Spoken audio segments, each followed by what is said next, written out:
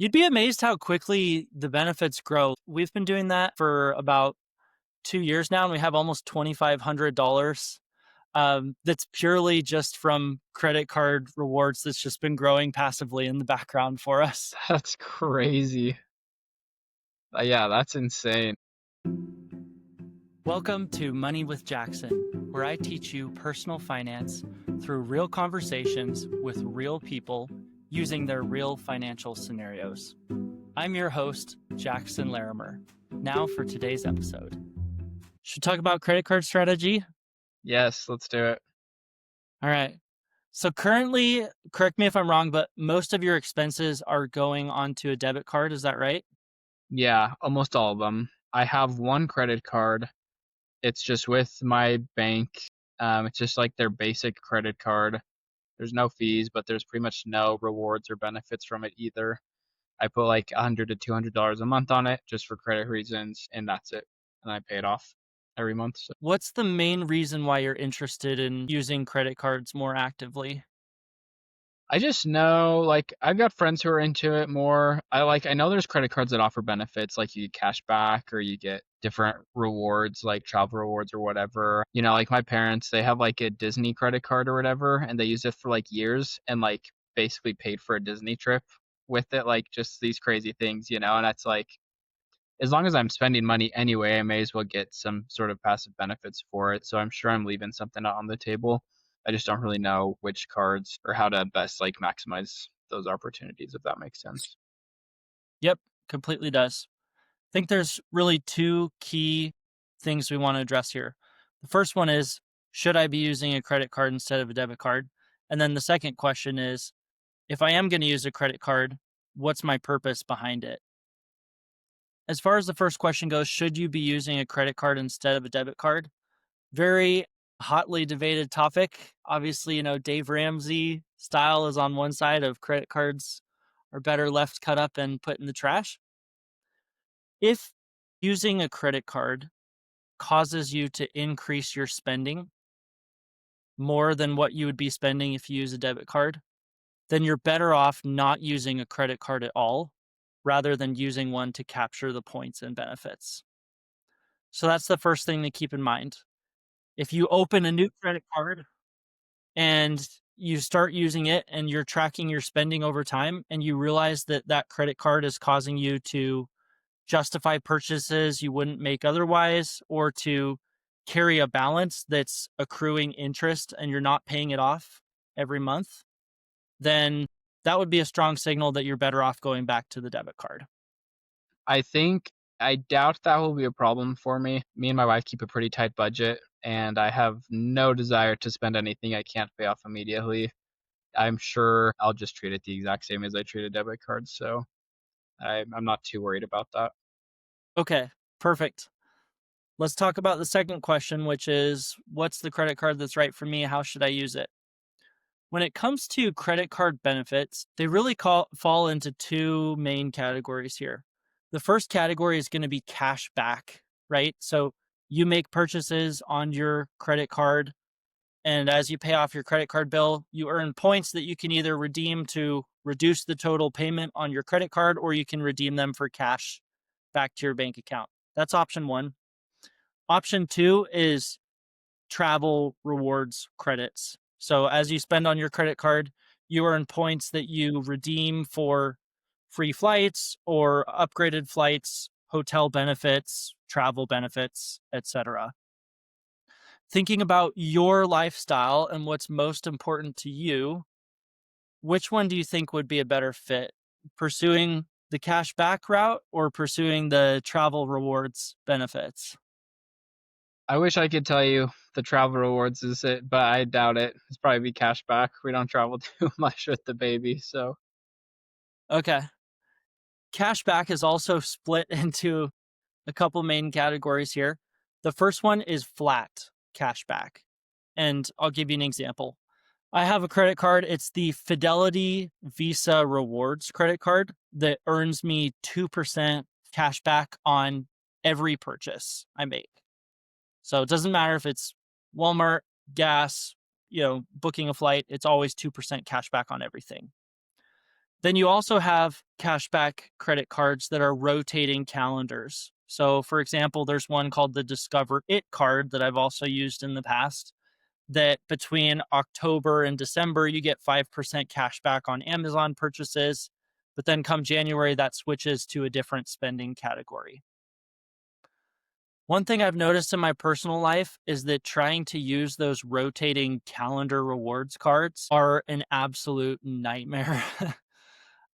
Just because the rewards are always changing. It's really hard to keep up on it. And a lot of times you have to activate it before you start earning the added benefit. So if you forget to go activate it, you could be making tons of purchases at that type of store and not get any of the points. Yeah, that's annoying.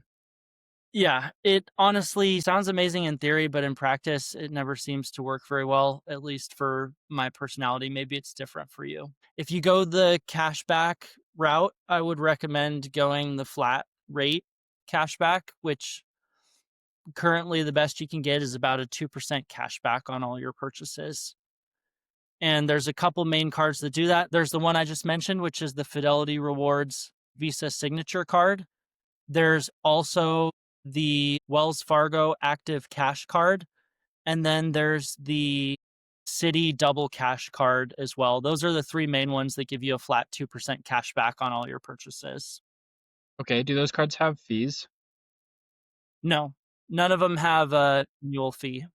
That's good to know. I'm curious as well how you feel about like also doing specific cards. Like, I've thought about, there's like an Amazon card you can get or like a Costco card you can get, and like just using that card for those purchases. Like, is it worth it to get those as well? And, because I don't do a ton of shopping at Costco, but I do some. Like, I have a Costco card. We do our gas at Costco. We do some shopping there. Like, doesn't seem like it could hurt. Like, would it make sense to stack that? And I don't know. How many cards is too many?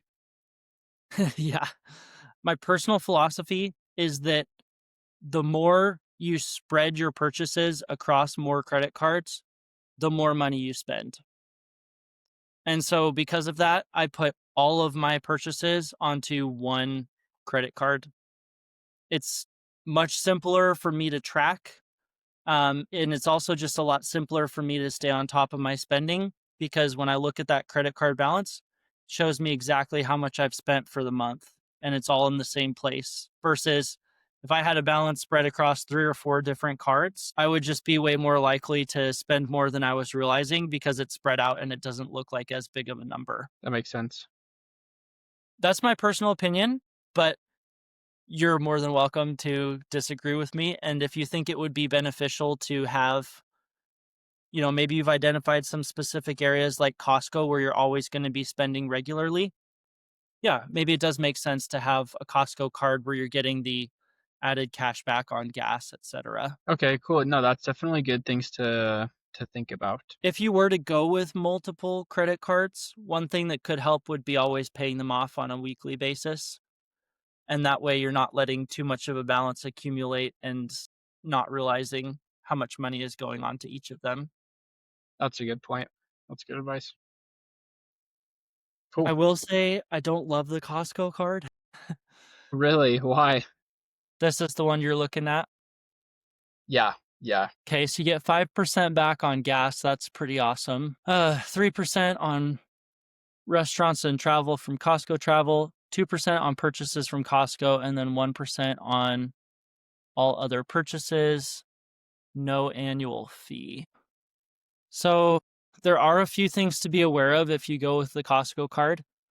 The first one is that in order to use the Costco credit card, you have to have an active Costco membership. And so if you cancel your membership, you can't use the card. And in fact, if you have the card, your membership will renew automatically on the Costco credit card. So that's something to be aware of. If you have an ongoing Costco membership, maybe you're okay with that, but just something to know. And then I went through the fine print, and here's something that you would definitely want to consider. So when you're looking at your cash back rewards that you can earn with the card, here's what it says.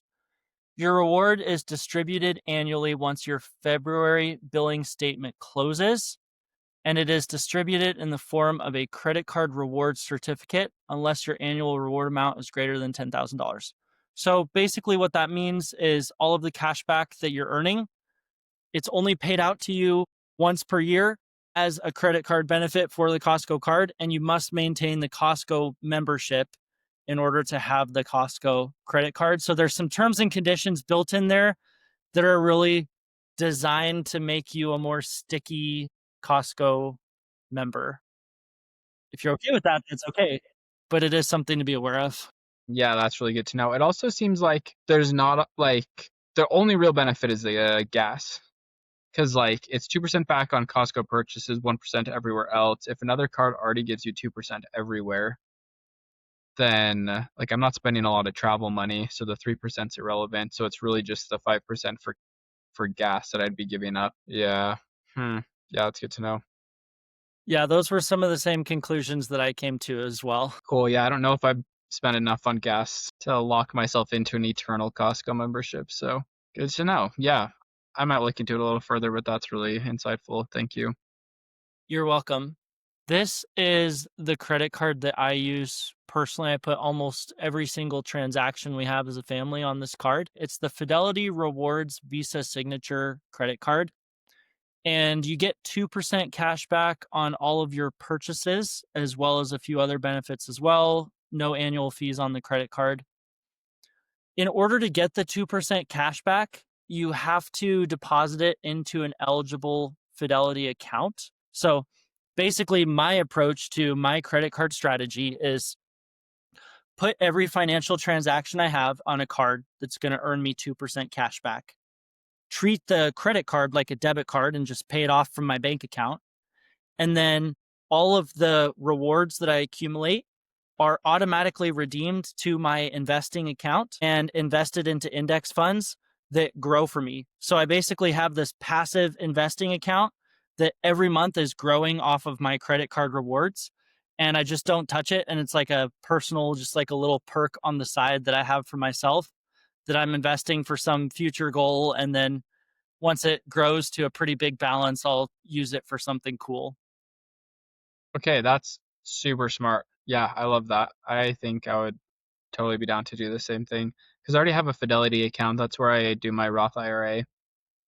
And so that would be super easy to just like throw it in there or do something similar. Yeah, you could just open a Fidelity taxable account right next to your Fidelity Roth IRA, and you're good to go. And you can even set up the automation pretty easily. You just log into their app and you basically say auto redeem credit rewards to your investing account. And then you log into your investing account and you say automatically invest cash balances into XYZ index funds, stocks, bonds, wherever you want it to be. Okay, yeah, that's brilliant. Yeah, I'll definitely look into that. You'd be amazed how quickly the benefits grow. Like we've been doing that I think for about 2 years now, and we have almost $2,500 that's purely just from credit card rewards that's just been growing passively in the background for us. That's crazy. Yeah, that's insane. Yeah, and then I'm at over time it'll grow more and more and like spending will increase, I assume, a little bit over time as well. That's crazy. Yeah. Man, we're getting into the nitty-gritty today, which I love. This is great. This is exactly what I wanted from this. Okay, good. This is another one you can consider. It's the Citi Double Cash credit card. I have never personally used this one. I just know it's a pretty good card that a lot of people like. It looks like they currently have a sign-up bonus where you get $200 cash back. And then how the 2% cashback works on this one is you get 1% cashback when you make a purchase, and then 1% cashback when you pay off the balance on the card, which if you're always paying off the full balance on your card, it's basically irrelevant. You're getting 2% cashback. And then this is the last main 2% cashback. It's the Wells Fargo Active Card. It looks like they also have a $200 sign up bonus right now that you get unlimited 2% cash back on all of your purchases. So any of those three would be a good option. I just personally happen to like the Fidelity one since I can automatically invest my credit card rewards. But if you would rather get that as cash to your bank account, then the Wells Fargo or the Citi card would be a good option as well. Okay, yeah, it's good to know. I'll look into all three, but I think that's really clever with the Fidelity stuff, especially because it's like I'm not getting anything back right now, so I'm used to not getting extra money back. Like I don't need it. And so just to have like this extra bonus money that I was never getting originally just growing, yeah, that sounds awesome. It's funny because in the grand scheme of things, that account that has $2,500 in it is relatively small, but it just feels such a cheat code that every time I log in and I see that balance growing, I'm like, yes, this is awesome. Thanks so much for watching. If you enjoyed today's episode, subscribe to the show.